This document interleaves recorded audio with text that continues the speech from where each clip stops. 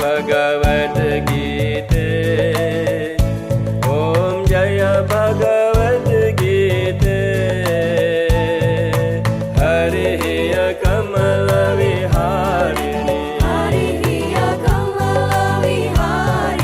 सुनर सुपुनीते।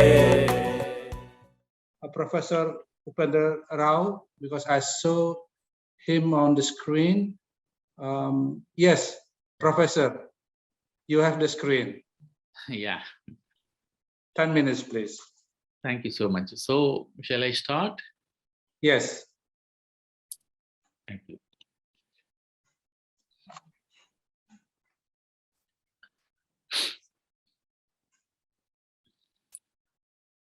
Vasudeva Sutam Devam Kansajanuramardanam Devaki Paramanandam Krishnam Vande Jagadgurum. Krishnaya Vasudevaya Devaki Nandanaya Cha Nandagopa Kumaraya Govindaya Namo Namah. Namo Namah. Today, I'm happy to participate once again in Bhagavad Gita Jayanti celebrations. Today, in fact, is the 5158th anniversary of the Bhagavad Gita, which consists of, this Bhagavad Gita consists of dialogue between Sri Krishna and Arjuna, is respected as a holy book of Hindus and holy book of everybody. And these Bhagavad Gita celebrations are being performed across the globe today in on Gita Jayanti Day. The sacred scripture was composed on the Ekadashi Tithi of Indian month Margashirsha Shukla Paksha. Today is the Margashirsha Shukla Paksha Ekadashi Day. Today it is being celebrated as a Gita Jayanti. As per the Hindu calendar, the 11th day called Ekadashi Tithi Shukla Paksha during the Margashirsha month is the significant for the puja and holy rituals of Bhagavad Gita. Today devotees observe the Vaikuntha Ekadashi Vrata, which is also called Mokshada Ekadashi. It is believed that, what is the speciality of this day, Vaikuntha Ekadashi? It is believed that the doors of Vaikuntha of Lord Vishnu, the heavenly abode, remain open on this day, on Vaikuntha Ekadashi. So that is the importance of this day, and today is the Bhagavad Gita Jayanti.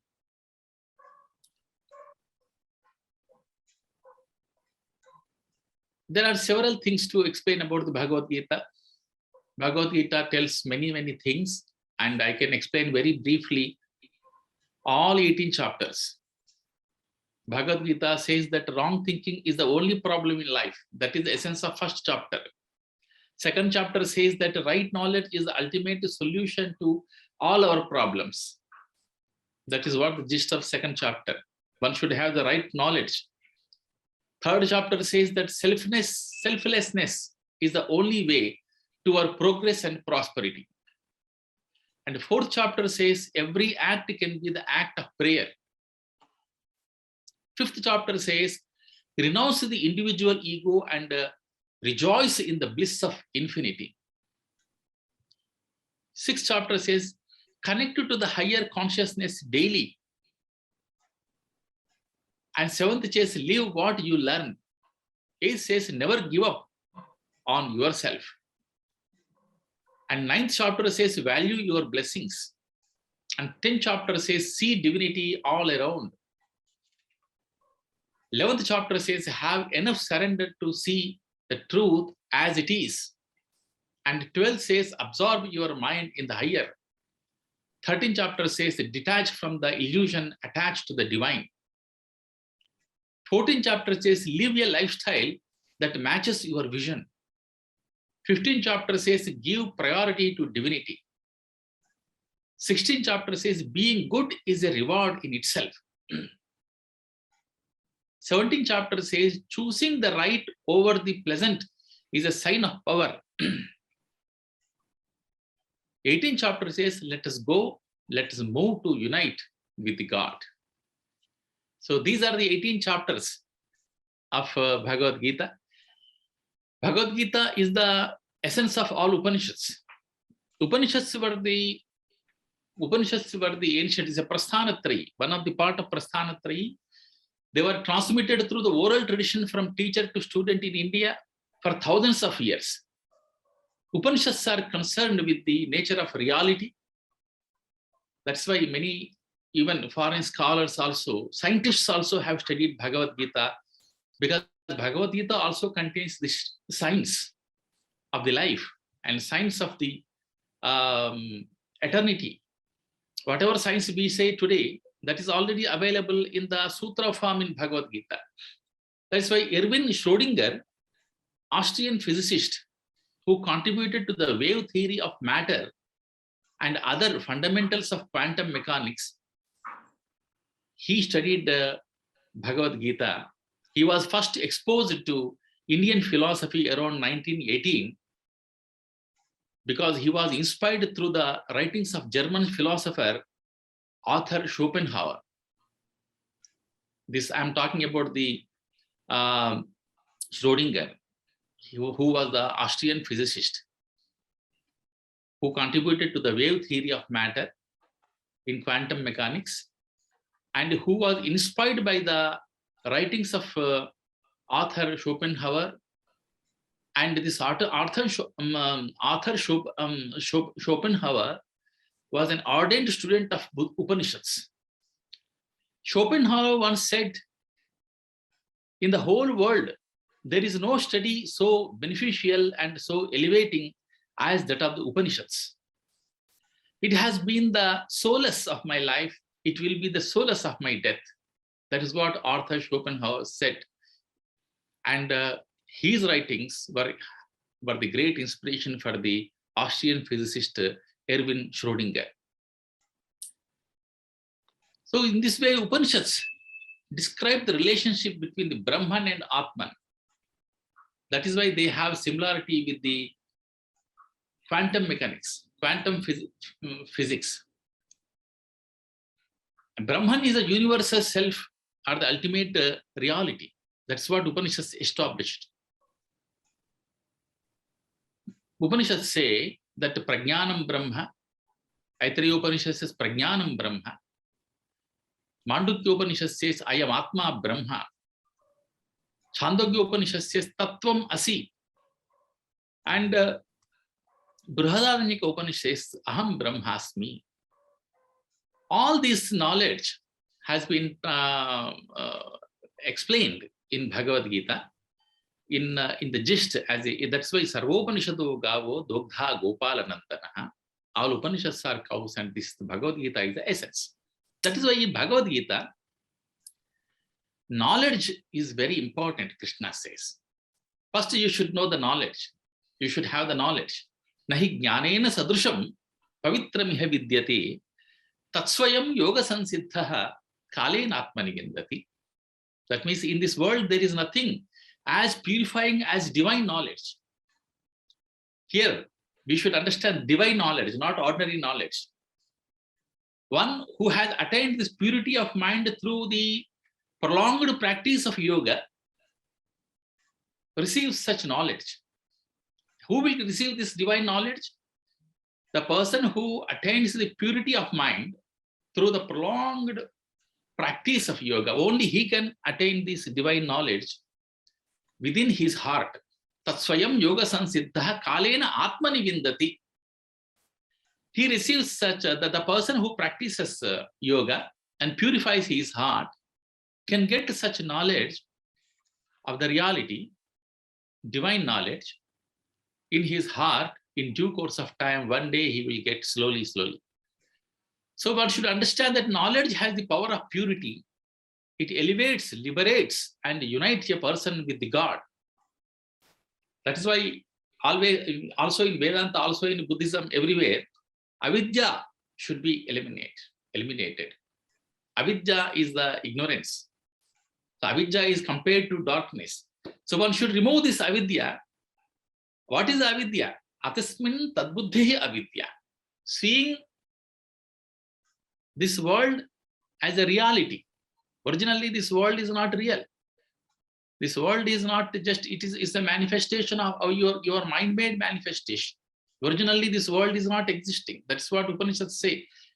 To the same conclusion, quantum physics also has reached now. That is why I said there is a similarity between these two.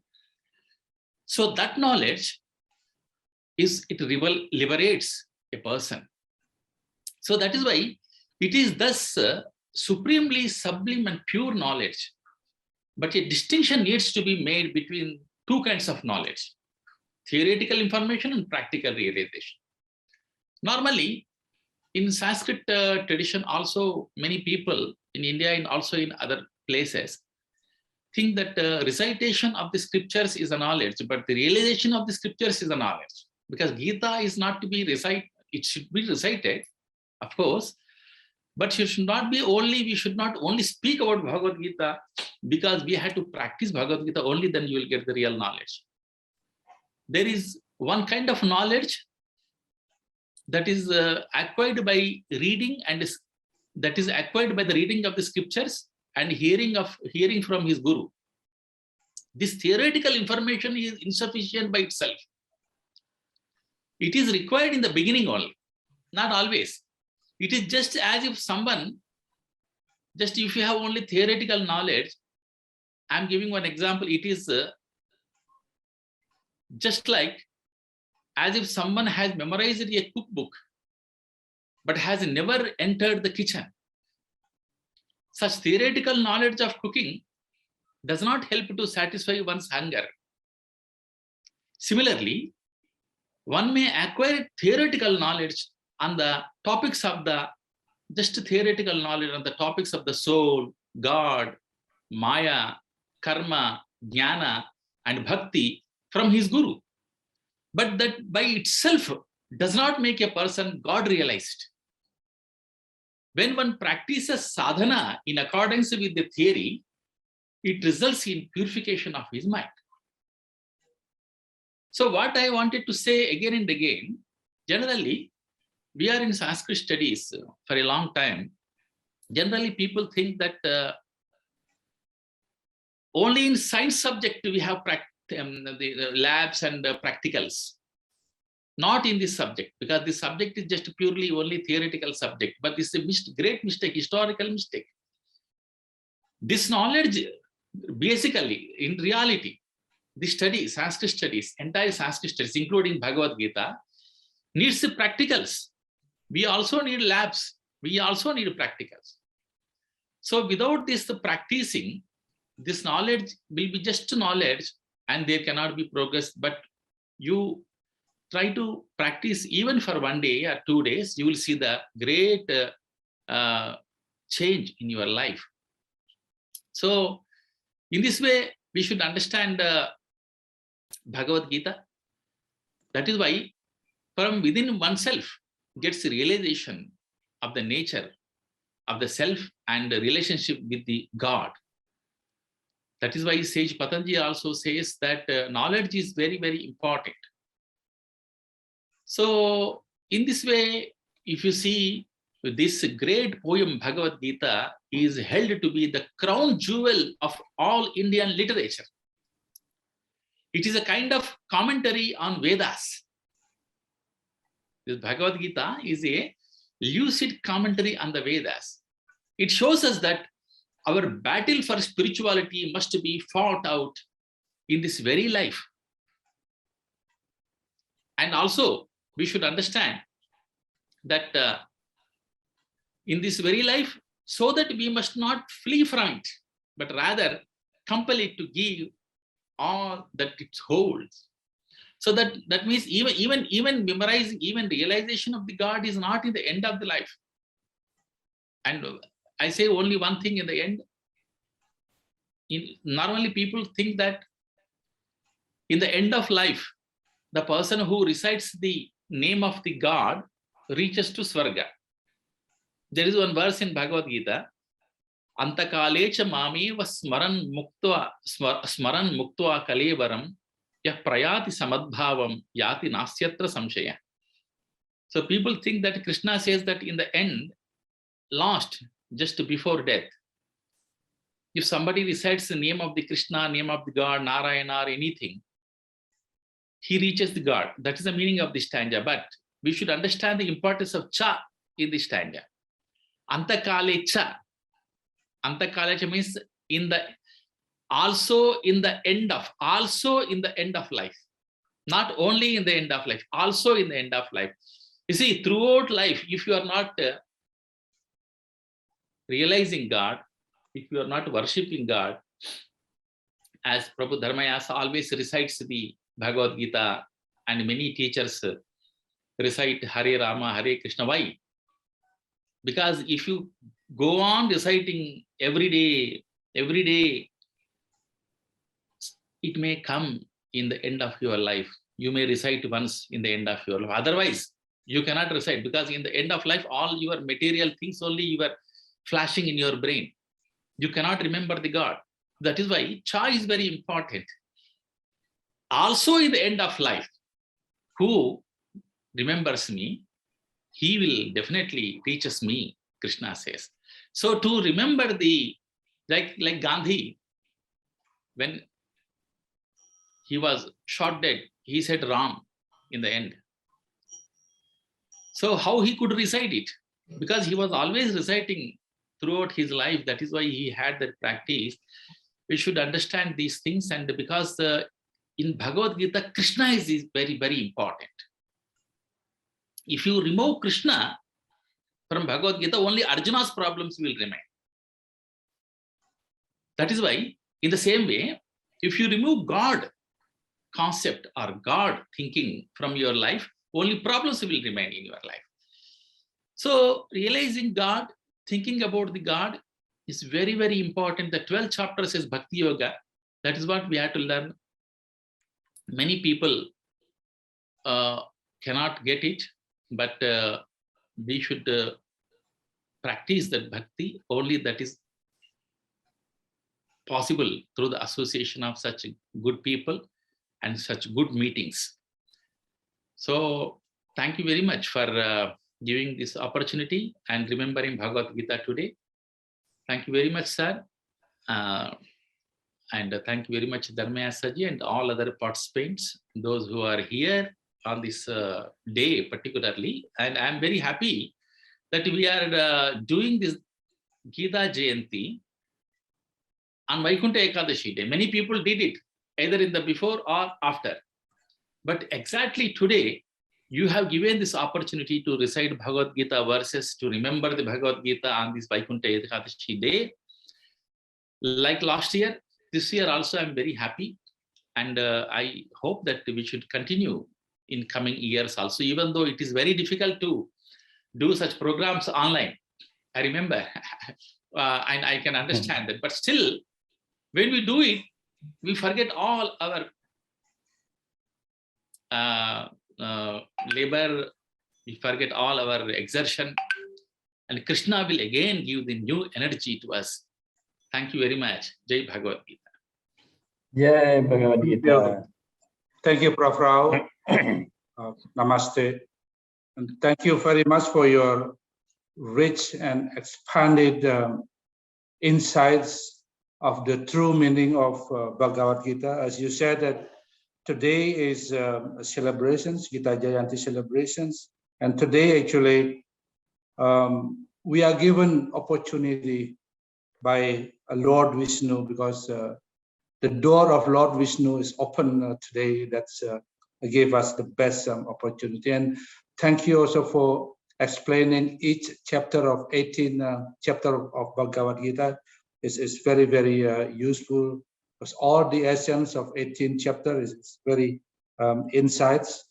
Of course, you clearly mentions about the relations between Brahman and Atman, and how define knowledge is very, very important in this life. This provides liberations and the way to unite with God. And just I underline what you mentioned about Bhagavad Gita as a crown jewel of Indian literature. So thank you so much once again. Dear friends, colleague, we have actually a couple of speakers today. However, they could not join us for some reasons. May I now give opportunity and screen to Nicole Phoenix Star